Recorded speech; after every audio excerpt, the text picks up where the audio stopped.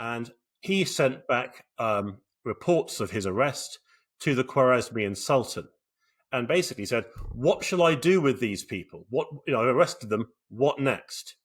And the Sultan's instructions were very striking: execute all of them. Now, again, that's an extreme action, and again, we don't know why. But Inalchuk duly carried out his instructions, and he killed all the Mongol merchants, except that he didn't. He missed one. And according to the reports, there was one Indian merchant attached to the Mongol caravan that got away and got back to Genghis Khan, and you can imagine what his reaction would have been.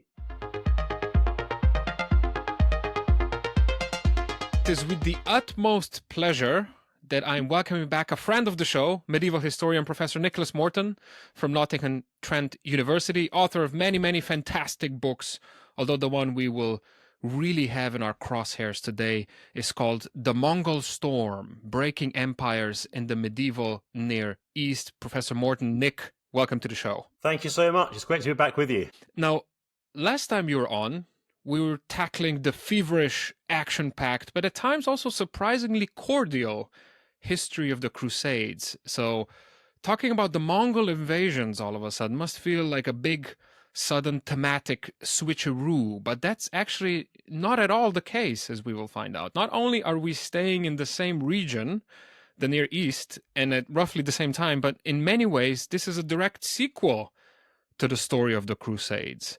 By the way, if you haven't listened to those 2 episodes, I demand you hit pause on this one right now and come back after you've done so, because you will seriously regret it otherwise. Yes. All right, Professor, so much stuff to talk to. But when reading the opening chapter of your amazing book, which is kind of an overview of the region on the eve of the Mongol invasions, the first thing that struck me could be summarized in a single, quite unexpected word, and that's diversity. So the lands of the Near East were many things, but what they were quite obviously not were some sort of monocultural, homogeneous, perfectly defined ethnic states. It wasn't one distinct civilization pitted against another civilization. So before the boogeyman makes his way over, what was the political situation in the region like? Could you set the stage a little bit for us? Yeah, and this is why I find this period and this topic so interesting. It's because it is so complex. Across the Middle East, you've got the Byzantine Empire, and that's basically just a continuation of the Eastern Roman Empire. You've got the Ayyubid Empire, ruled by Saladin's descendants. You've got the Abbasid Caliphate, the main authority for Sunni Islam in Baghdad. You have the Anatolian Seljuks in central and eastern Turkey, as it would be today, which is a state that has survived from the great Seljuk invasions out of Central Asia in the 11th century. You've got the Christian Armenians in Greater Armenia and also in what today would be southern central Turkey in Cilicia. You have the Crusader States, which were created by the First Crusade, and they're still there, clinging on to the coastline of the Eastern Mediterranean. And this is only a starting point. We've got Bedouin groups, we've got Kurds, we've got Turkmen.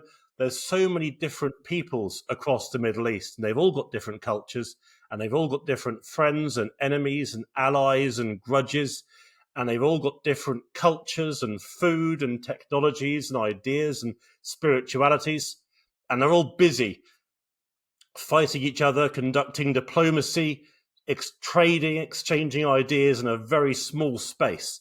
It's a fascinating period, and it definitely is a gift to a historian because you've got so much you can bring out. But again, this is not like this classical image that we have, one religion against another, like Christianity against Islam. Yeah, so it's fairly common when you sort of talk to people, sort of test what's common knowledge about the Middle East in this era, to think that we're talking about an environment where you have a map with 2 halves, a Christian half and a Muslim half, and they fight. that would almost be sort of the classic way in which it's presented, or certainly the way it's talked about, but it's very, very inaccurate. You should imagine instead of patchwork of different states, all of which have their own different identities and their own different ideas. Yes, there are Christian states and there are Muslim states, but there are plenty of alliances between them. And there are plenty of occasions when you have armies on one side of the battlefield, including Christians and Muslims, and armies on the other side of the battlefield, including Christians and Muslims. And the causes of war are incredibly complex. Yes, holy war can be a cause of war, whether that's Christian holy war or Islamic. But also you've got competition over grazing lands, competition over trade routes, wars over cities, dynasties fighting other dynasties for power, both within their enemies, their empires, and against their enemies. You've got individuals and their grudges or friendships.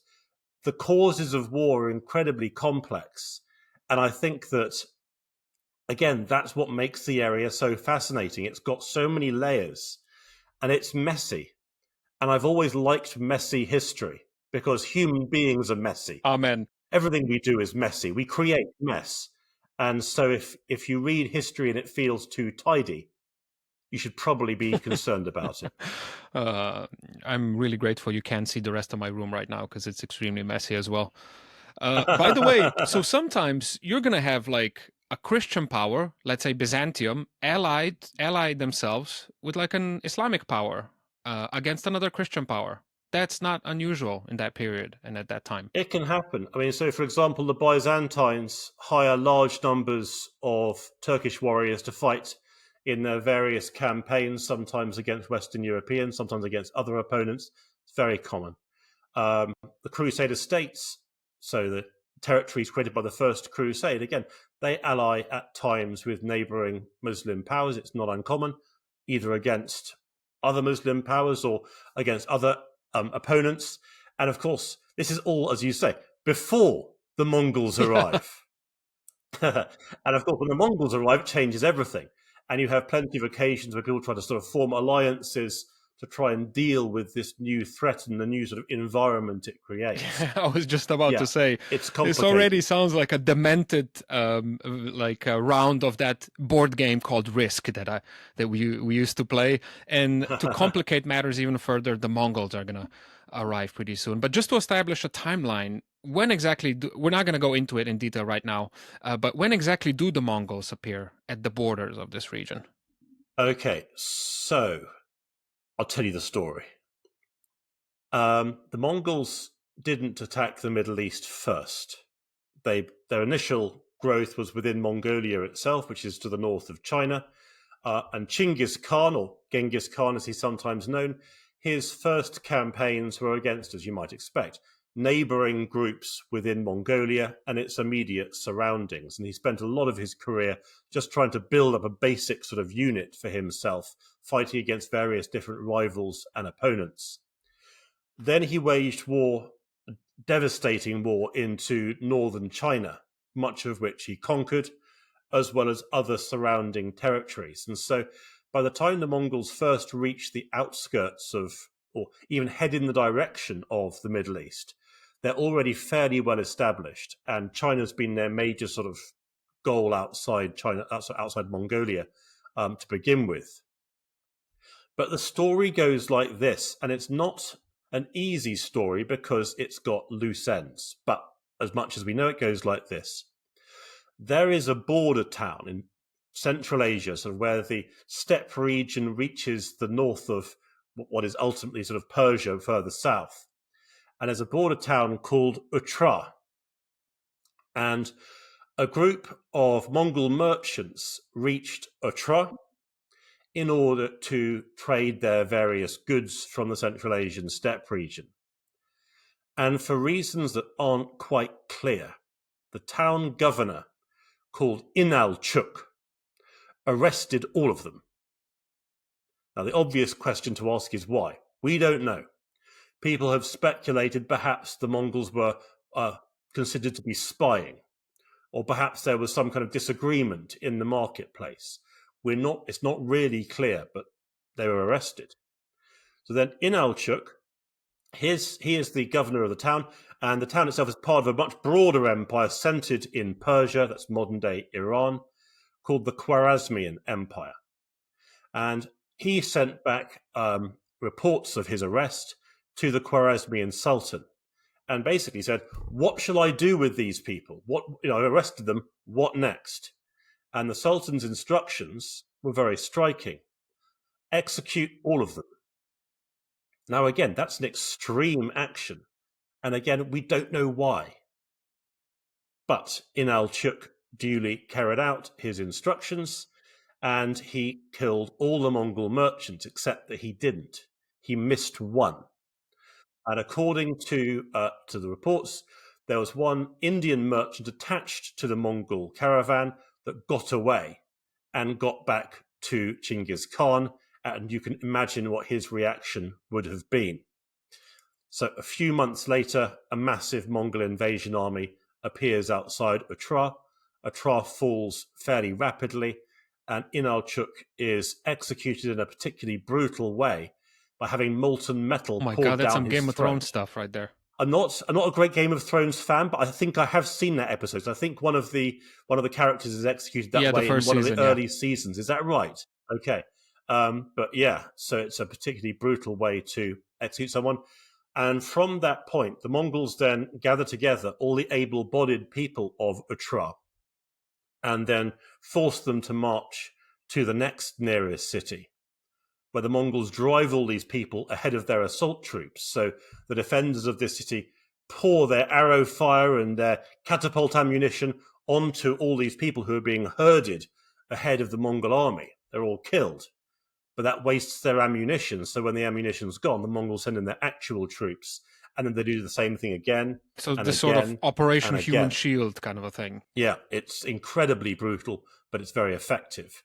And with this, the Mongols then advance into the borders of the Khwarezmian Empire and take the eastern part of it. But they send a column, because the Mongols have a practice, which is that when they attack and seize an empire, they always hunt down the ruling family. It's something they do as a matter of course. So they send a flying column of about 20,000 troops to hunt down the Khwarezmian ruler. Well, they never find him.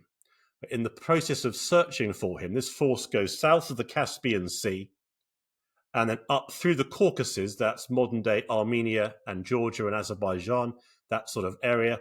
And in doing so, that dramatically draws the local people's attention to the fact that there is now a very, very significant threat on their far eastern borders. And this is when people start to worry in the Middle East. This flying column arrives in 1220, 1221, but this is the trigger. Once this happens, they know there's something very big that's about to change. So basically at that point, the Khwarezmian Empire collapsed. Just like that, even though it was a huge a sophisticated regional powerhouse, so to speak. The eastern and central districts did, yes. Some of its western districts survived for a bit at least. And what's interesting is that while all of this is going on, of course, the Middle East isn't standing still and doing nothing. There's lots of other things going on in the Middle East at this time. And one of those things is there's a crusade going on in Egypt. The Fifth Crusade.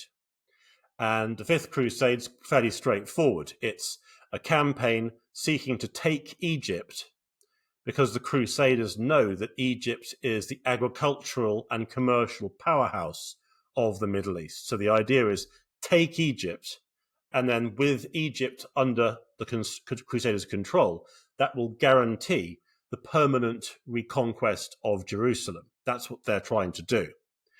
But while they're conducting this campaign, rumors begin to filter in of some distant enemy who's waging war far to the east. Let's hit pause here just for a second, because we were definitely going to talk about this later, but I want to talk just a little bit about the Mongols first.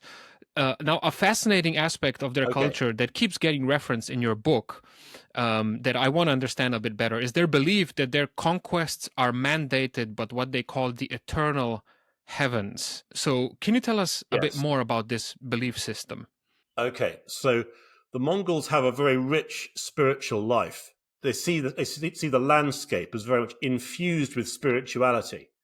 So where a different culture might see mountains, hills, a river, the Mongols might see the mountains where the jinn live, the evil spirits, or a river that's full of, again, full of spirits and full of spiritual entities. So when you drink from water, from running water, or wash your clothes, you have to be very careful so that you appease the spirits. So the landscape is infused with spirituality, but also the sky. Now, people have compared the eternal sky, or Tengri, to a god, but in fact, some of the experts on this subject have queried this. It's more a sort of spiritual force in the sky. And Chinggis Khan, so the stories go, felt that he had received a mandate from the eternal sky for planetary conquest. Everything, the entire human species. Now, there is a historical debate around this. Some historians say that actually this ideology, this belief, didn't really come out in its fullness until under Chinggis Khan's heirs. Some people think it was Chinggis Khan himself who sort of pioneered this view. But the point is this: the Mongols feel that the entire world is theirs by right.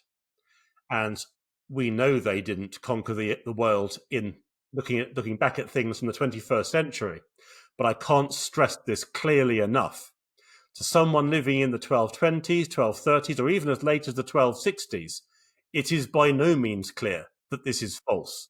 Because if the Mongols are conquering everywhere, year after year, and no one can stop them, maybe it's right. Maybe this was right all along, because it's vindicated by perpetual success. Would you say that this theology, this mandate from eternal heavens of theirs, that this is what ultimately drove them to burst out of the steppe and just keep on conquering without really turning back, more so than any kind of like actual material need for land and plunder? It's very difficult to say.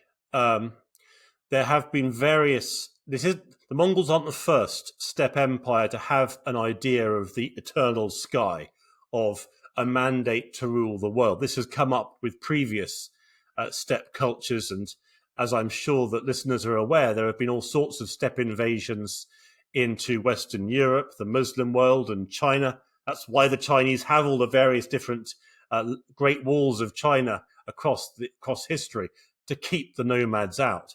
And several of these nomadic cultures have been driven by an idea of world conquest. So this isn't entirely new. It's just the most dramatic expression of that, because the Mongols do conquer so very much. But it has happened before. I think there's another factor at work here too, which is that the way Chinggis Khan assembles his empire, his model is really rather sort of expand or die. He expands, he conquers a territory. If he likes the people who he's conquered, he will force the warriors from the conquered civilization to join his army, and the ruling elite will be killed. And on he goes. But that creates a dynamo that goes round and round and round, but it depends on ongoing conquest. He's not necessarily paying his troops. Yes, they're joining him out of a sense of loyalty and oaths and obligation, but also they're maintaining themselves by liquefying the wealth of all the empires they conquer. And once you've started on that kind of treadmill, it's very hard to get off. So expansion is not just an early phase of the Mongol Empire, it's part of the basic model of the Mongol Empire. It does. If that makes sense. If you were a betting man, would you say that even if the Sultan of the Kwarmazian Empire didn't make this colossal mistake, the worst opening of any chess move of all time, that even if he didn't do that, the Mongols would attack his empire? Yeah, so I think as a professional historian, I should say we can't possibly know. But yeah. Okay. Yeah, almost certainly. The Mongols Right. weren't being stopped. So yeah, it Another was thing going to that happen. helps them propel out is this ingenious method of moving around fast. And we're not just talking about their armies, but of entire cities. I found this really fascinating reading your book. Western traders and emissaries that visit the Mongols often report on these astonishing wagon cities. Apparently, the Mongols would sometimes clear out an entire hill to make space for these huge mobile encampments, which is pretty crazy if you think about it. No, it's fascinating. And it's sad in a way because it's a site that we've lost. It just doesn't exist in the 21st century. Of course, if you go to Mongolia, you can still see the famous Mongol yurts, their tents. But I think the main thing to get your head round is the sheer scale of these cities and indeed of their wagons. The Mongols, as you say, move from region to region on mobile wagon cities, tens of thousands of wagons. And the cities are so large that some emissaries reported it taking 2 or 3 days to go from one side to the other. So if this isn't just a city, it's a landscape filled with tents and people and animals. And it's not a sort of chaotic assortment of tents. There's a strict layout for the way that the tents should be organized, both within families, but across the entire sort of civilization that's moving, with the elites at the center and then the elite men's wives' tents in prestige order, and behind them the concubines' tents, and behind them the bodyguards' tents. So it's strictly organized. Mongol society is really quite complex. And then you've got, beyond the tents themselves, you have an even wider space filled with the Mongols' herds and flocks and all the animals that make up the basic building blocks of Mongol society, really. But just the sight of that must have been astonishing. And the actual tents themselves, well, the original tents would have been quite simple affairs made from the Mongols' actual animals. The tents would have been quite small. But as the Mongol Empire grows, the tents become huge until you've got tents that can accommodate 2,000 or 3,000 people in one tent. So yes, in the early Mongol Empire, you can imagine quite small traditional tents. But when the Mongols start conquering empires that can supply an almost limitless quantity of silk and brocade and expensive textiles, the Mongols use those and creating massive palatial tents at the center of their empire. And just the sight of that must have been astonishing. What's definitely evident from Mongols' conquest is their willingness to use terror as a method of subjugation. For example, during our conversation about the Crusades, we talked about how when the Crusaders first conquered Jerusalem, they massacred everyone inside the city without giving it a second thought. So this is definitely not some sort of a delicate, rosy world we're talking about here. And yet, despite that, and even in the context of these brutal times, contemporary sources make it seem that the Mongols were on another level here. Is that accurate to say? The Mongols, in sort of media going back for hundreds of years, have often been presented as being, well, the word that's often associated with them is sort of the barbarian horde, something like that. This is inaccurate. It's inaccurate because it underestimates the sheer complexity and organization of the Mongol Empire. They're not a sort of uncontrollable mass. They're very strictly organized. But the violence is definitely there. So when the Mongols conquer a region, we have reports, for example, that when they kill 1,000 people in, say, a village or a town, they'll put a spear in that village, one spear for every 1,000 people they've killed, as a warning to others. So they know what they're doing. This is to show this is how extensively we can kill people. And to give another story, the Mongols were besieging a castle, a stronghold in Khorasan, which is just to the northern part of Persia as it was then.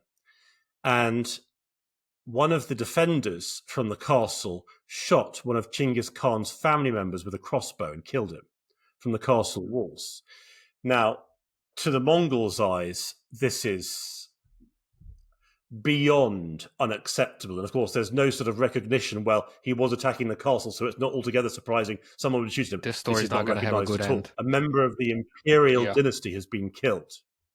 The Mongols kill the entire garrison, and then everyone in the area, and then all the animals in the area, and then all the birds in the area. So complete destruction, not just of human life, but all life, just to make the point, this is never going to happen again.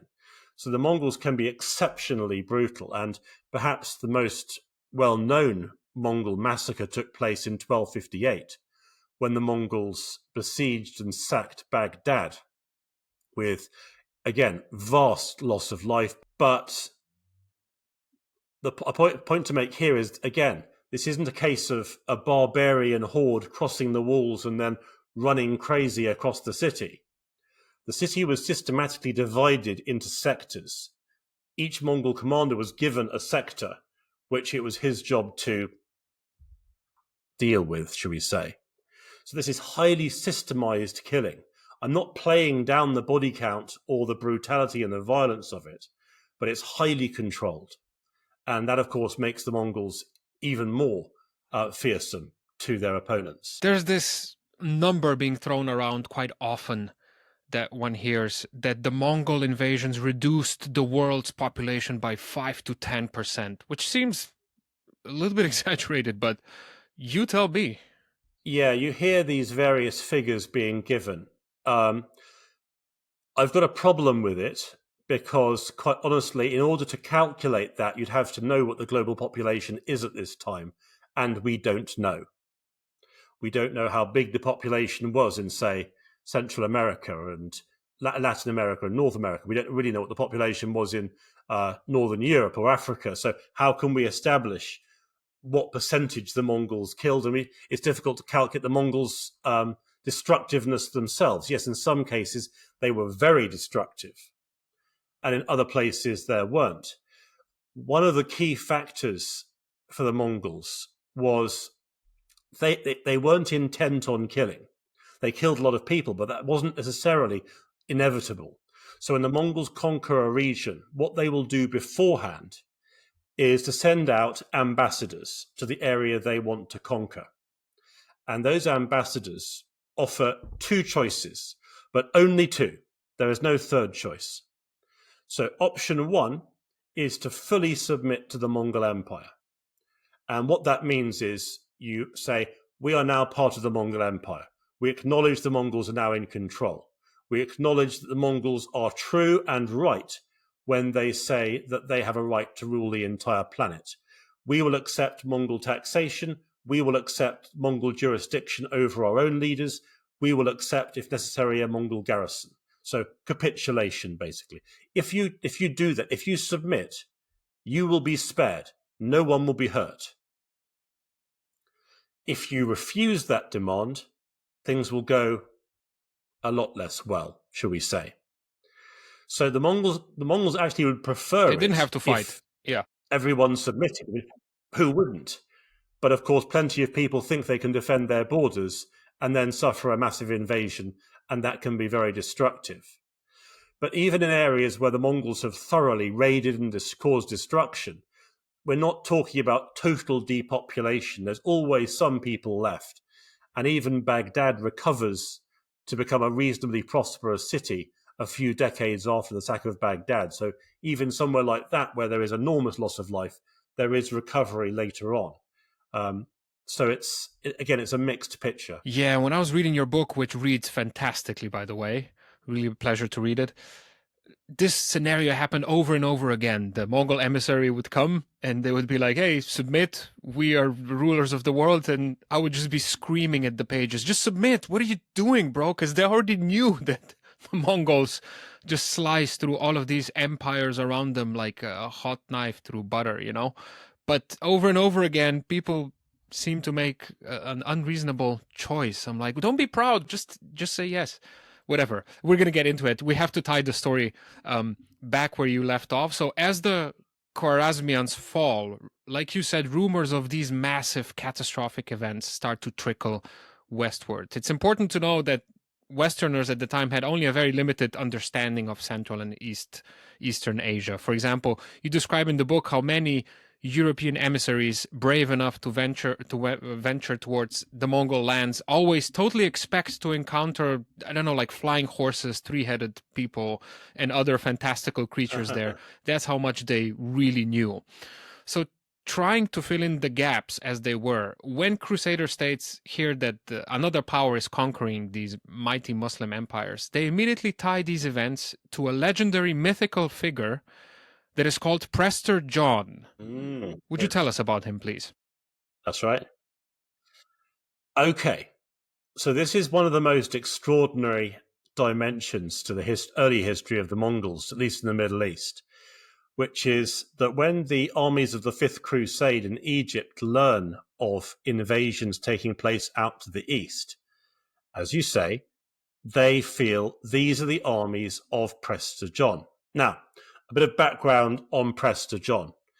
About 60, 70 years before these events, so the story goes, a Christian priest from somewhere in Eurasia appeared at the papal court and reported that there was an emperor somewhere out to the east called John who controlled a massive Christian empire. And in time, this report becomes enormously elaborated until by the time we get to the origins of the earlier conquests of the Mongols, the conviction is that Prester John, Priest John, is the emperor in the Indies, which isn't necessarily the same as sort of modern day India as we understand. It's more just sort of an empire that's out there to the east. They have very little idea of where this Indies is, but it's an idea that's in Western Europe at this time. And Prester John rules over an empire of monsters. Yes, you did hear me right. And his empire includes crags and mountains where the dragons and the dragon masters live. Again, I'm not making this up. And off the coast of his empire, you have the islands where you can find the fountain of eternal youth. So this is a deeply constructed empire made from an assortment of all sorts of different legends and ideas, some of which can be traced all the way back to the Roman era for what Western Europeans thought was out there in Central Asia, because of course they didn't know. But when they hear about these invasions by the people we would know as the Mongols, it's their conviction that what they're actually hearing is the oncoming army of Chinggis Khan. And so their belief is if they just wait, they actually paused the crusade for about a year. And there are, in fact, various reasons for doing this, but one of them is their belief, why fight alone? Whereas if the Crusaders can just wait for a few months, perhaps Prester John will arrive with his army. They can then join forces and reconquer Jerusalem permanently. So it's an astonishing mixture of the reality of the Mongols' advance, but then being filtered through the myths and legends of the Crusaders themselves. Astonishingly, that made me laugh really hard, that when the Mongols later hear and learn about this belief, they immediately use this as a ploy, telling the French king, who's currently crusading in Egypt, I believe, that the Khan's own mother is Prester John's daughter. And they say this despite the fact that they have already completely devastated the very Catholic lands of Hungary and Poland in the meantime. I mean, in terms of cheekiness, these lads are something else, right? Although I believe the Europeans didn't fall for it every time, did they? No, I mean, by the time you get to the mid-13th century, people are pretty aware that the Mongols are not Prester John, that they are, in fact, exceptionally dangerous. So, yeah, that myth does not last forever. But the Mongols do know how to play quite a sort of cunning hand in warfare and diplomacy. So, for example, when the Mongols advance into the Christian Caucasus, so that's the Caucasus is the area of land between the Black Sea and the Caspian Sea, we have a report that the Mongols advanced into the area with crosses in front of their army, because of course the local people didn't know who the Mongols were, and so the Mongols gave them the impression they're a Christian army, they're friends. And then just before the Mongols attacked, down went the crosses. And so in a sense, it was a kind of surprise attack. But the Mongols do know how to use these sorts of ruses and stratagems in order to gain a military advantage. So another strike against them being this sort of unsophisticated brutes, a massive horde that's just kind of swarming towards the west. Yeah, they were able to control an empire from the Pacific coast to the borders of Hungary and Poland.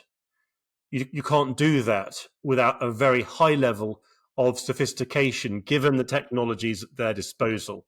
So the violence is there, but they do need to be understood as a highly sophisticated civilization. By the way, why did they, since I'm from Eastern Europe, I do have a stake in this, why did they stop in Eastern Europe and in the Balkans, I believe? Well, that's a very good question. Because the Mongols in 1241 invaded Poland and then Hungary.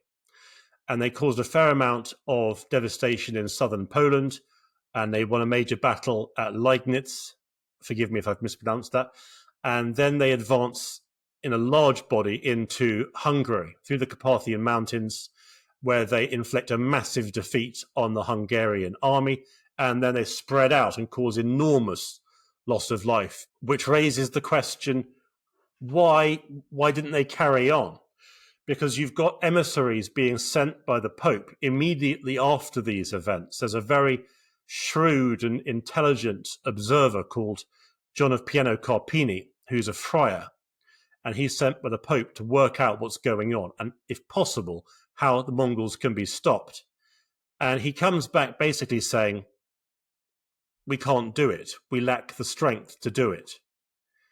And by this stage, the terror of the Mongols has spread to pretty much every part of Christendom. In fact, I haven't heard of Spain being concerned with the Mongols yet, but in time they might be. But just to give an example of the sheer terror of the Mongols, in England, there is a fishing port called Great Yarmouth.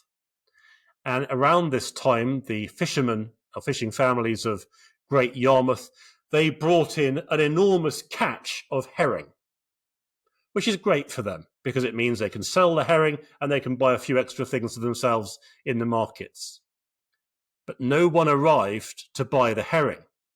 Normally, Northern German or Baltic merchants would arrive to buy the herring and then take it back to their home countries, but no one arrived. And so one of the more unusual consequences of the Mongol invasions is that the people of Great Yarmouth had to eat a lot of herring that year. But the key point here is that the reason the German and Baltic merchants aren't leaving their homes is because they're worried that if they leave, there'll be no homes for them to come back to.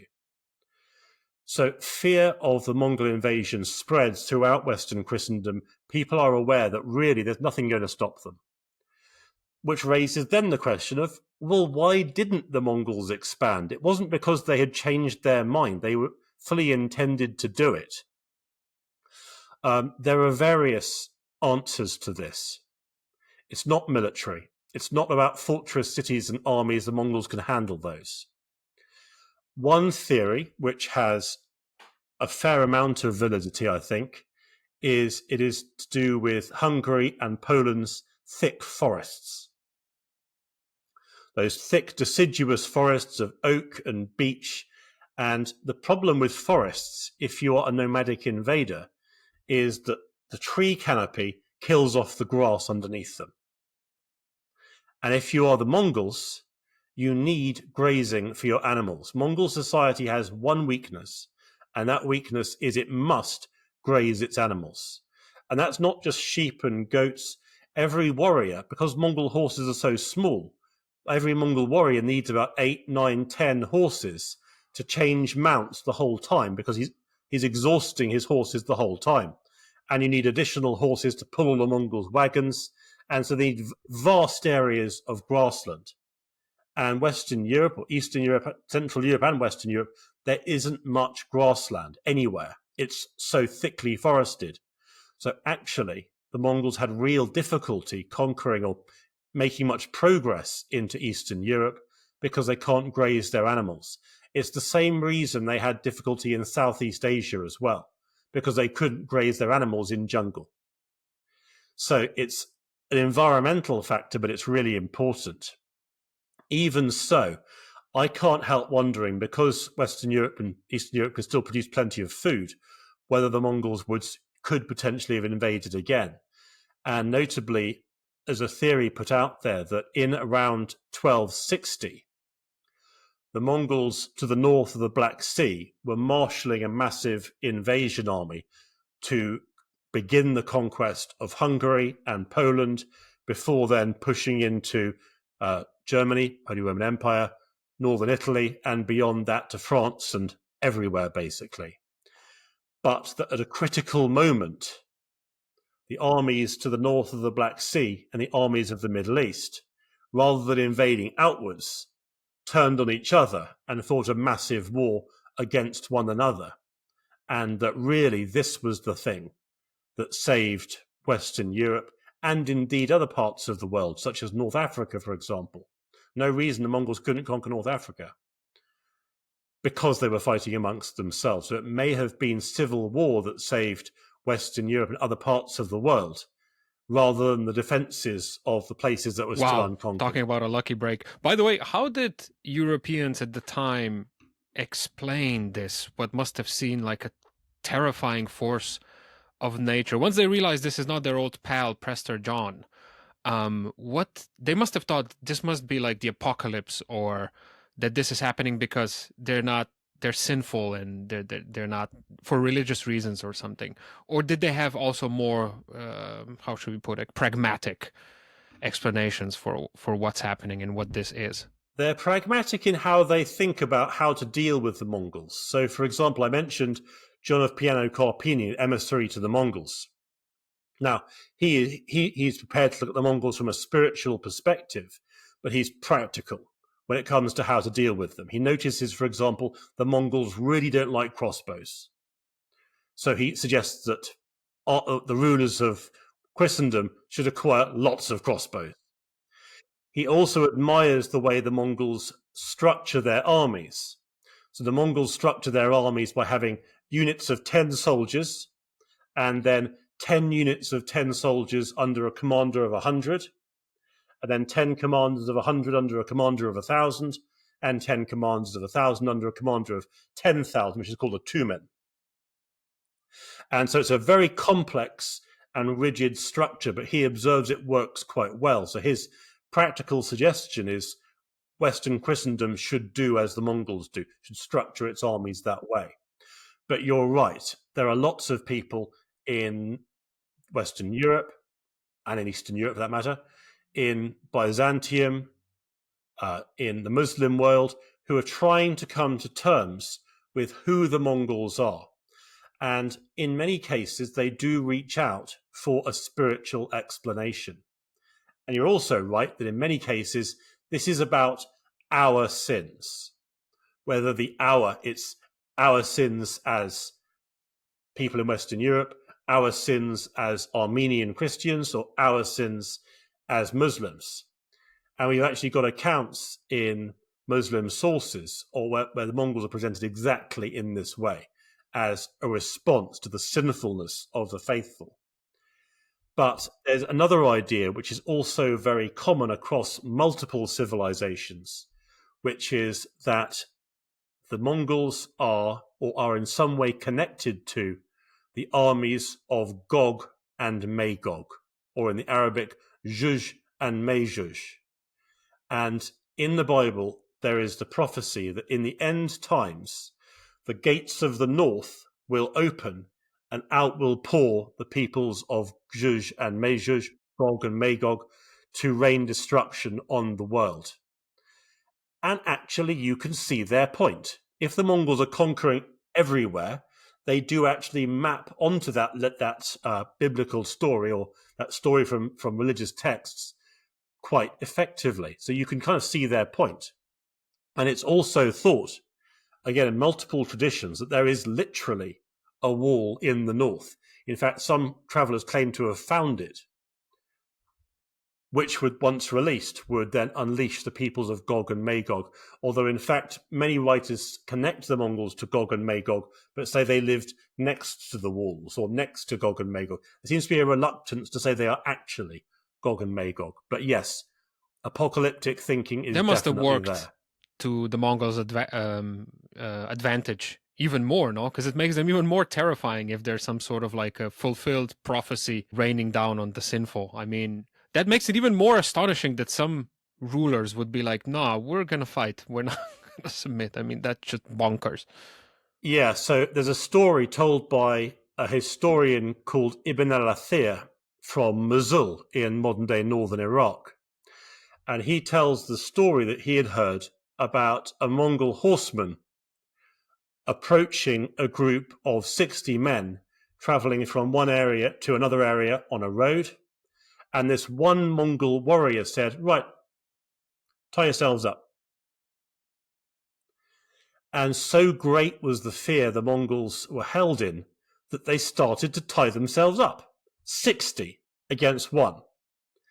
And that gives you a measure of just how much terror the Mongols were able to inspire. In fact, the story didn't end that way because the person who told Ibn al-Athir the story said that he thought this is ridiculous, and he stuck a knife in the Mongol warrior.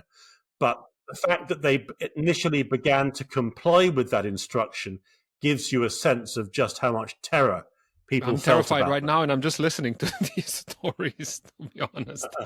Okay, if we hop back to the Near East, if the book has one consistent motif, it has to be the kind of pretty depressing fact that despite knowing fully well that the Mongol storm, as you put it, is approaching, and they know this not just from reports from distant or neighboring lands, but also from countless refugees swelling their territories, these Near Eastern kingdoms and states from the Ayyubid Sultanate, the Seljuk Turks, and the Crusader States are more content to fight their own petty internal disputes, quarrels about which nobleman should inherit the crown or get his fat hands on more land or something, than ever presenting any kind of a unified front. It seems like madness. I don't know whether that speaks to a general weakness of the human condition. How to deal with climate change these days comes to mind somehow. I don't know why. But or would you say that this was a unique feature of the medieval Near East? No, it's not a unique feature of the Middle East. I mean, I don't know, I've spent 20 years staring at human behavior, and my observation is that when things start to go badly and things start falling apart, actually human beings are very bad at holding together. True, if they are all facing immediate extinction in the same place, they might at the last minute try and work together. But when there's still some sort of options, some will want to run, some will want to hide, some will want to fight, some will just want to make sure that that person over there gets attacked before they do. But it can break down very quickly. And so I think what we're looking at in the Middle East at this time is not in any way unique to the Middle East. I think this is how human beings behave. But you're right.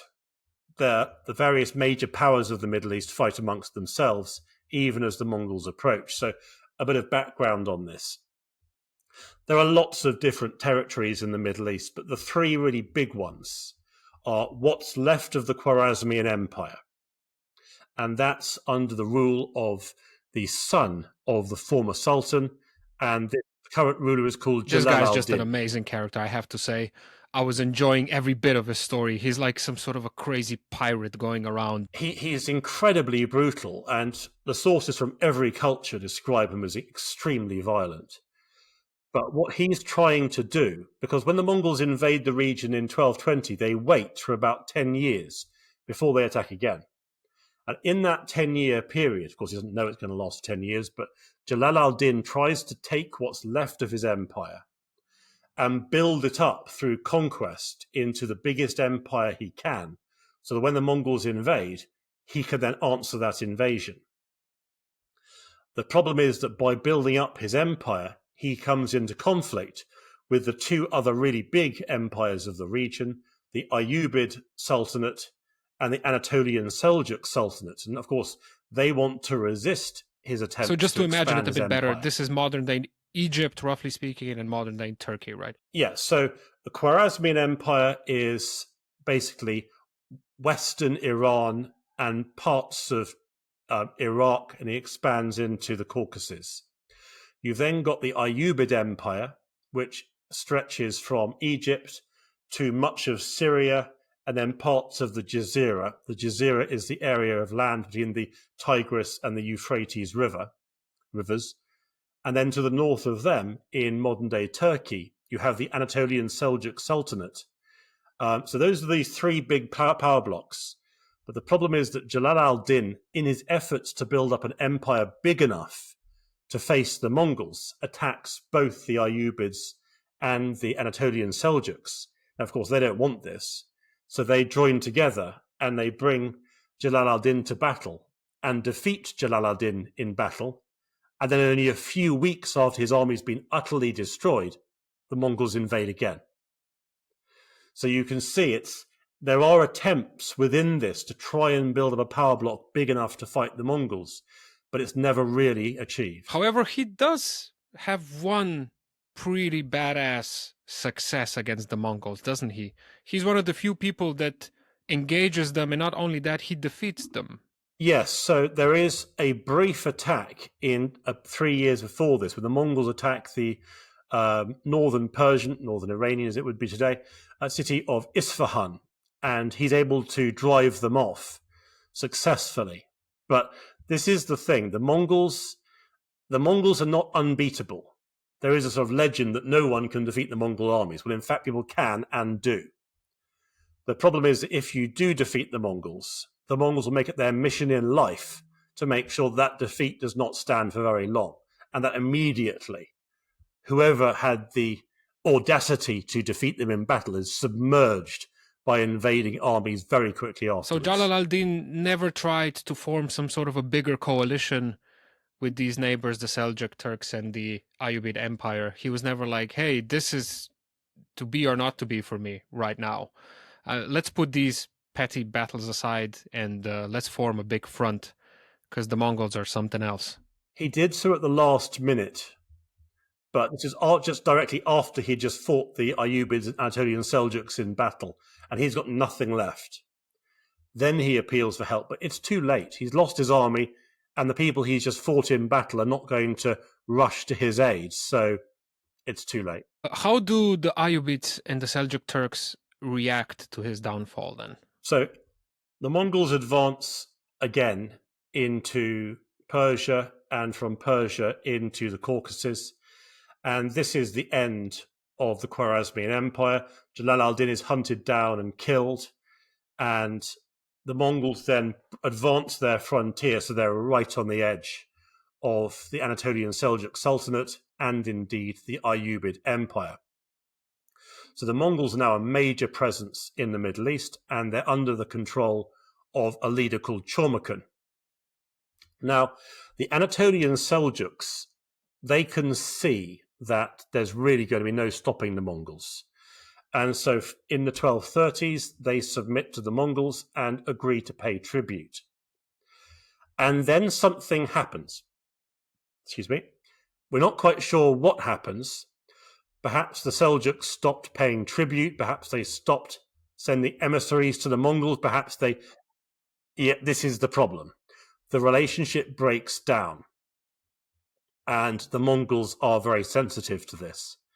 And so in 1242, a massive Mongol invasion army crosses into the Anatolian Seljuk Sultanate and sacks the city of Erzurum. The Anatolian Seljuk Sultan realizes this is only war now. And so he puts together the biggest army he can, which is actually bigger than the Mongols' own army. And then there's a big battle at a place called Kozhedag in 1243, where there's a heavy fighting on the first day.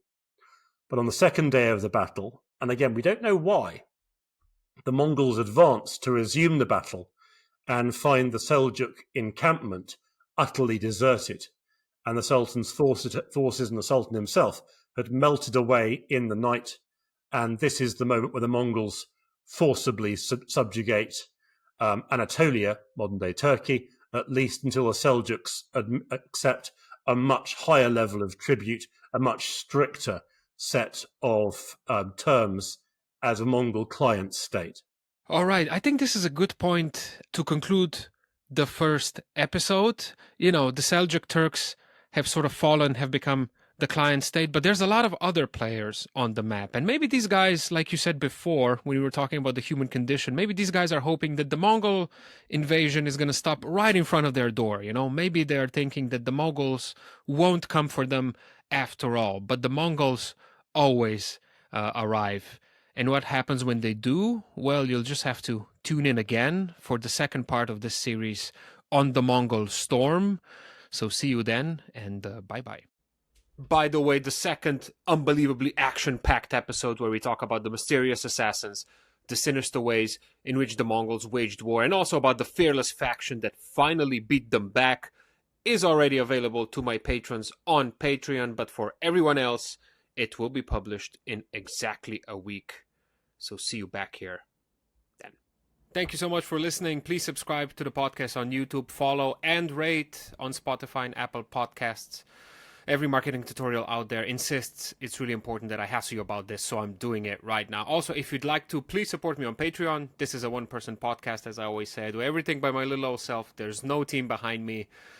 It's very sad, I know, but you can help by hopping on Patreon and finding the Smart Cookies podcast on there. And then last but certainly not least, as always, I have to thank my existing patrons, Tovarishin and Tovarishice, absolute legends. Without you, there would be no Smart Cookies, which makes you actual producers of this show. So eternal thanks goes to Amy Jons, Matija Renčel, Florian Hauer, Peter Karba, Matija Zupančič, Dejan Žolnir, Derej Rok, Tržan, Saša Vipatnik, Neven Cvijanović, Juš Premrov, Sirkezi, Goran Ivašić, Anže Sever, Ole, Marin Ferrara, Aljaš Maher, Štrole, Ajda Mancian, Miha Medved, Medinjo, Goran, Gordon, Lorenzo, Jurečuk, Mila, Carmen Veronica, and Tai Chi. I am deeply touched, so thank you very much.